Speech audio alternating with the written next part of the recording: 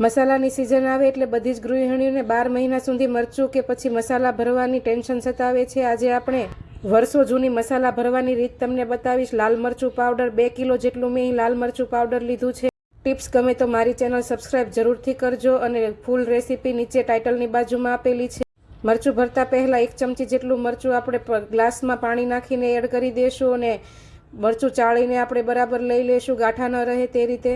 મોટા વાસણમાં મરચું નાખીને તેમાં 100 ગ્રામ જેટલું સિંગ તેલ ચમચીના માપથી જોઈએ તો 8 મોટી ચમચી જેટલું નાખીને બરાબર મિક્સ કરીશું. 4 મોટી ચમચી જેટલું મીઠું એડ કરીશું, તેને પણ બરાબર મિક્સ કરી દઈશું અને સાફ કરેલી બોટલમાં કોરી થઈ જાય એટલે તેમાં આપણે મરચુંને આવી રીતે દબાવીને ભરી દઈશું, સેજ પણ હવા ન લે તે રીતે. અને ઉપરથી પ્રિઝર્વેટિવ તરીકે આપણે 10 થી 12 લવિંગ નાખીશું, જેથી તમારું મરચું એકદમ લાલ ચટક રહેશે 1.5 થી 2 વર્ષ સુધી.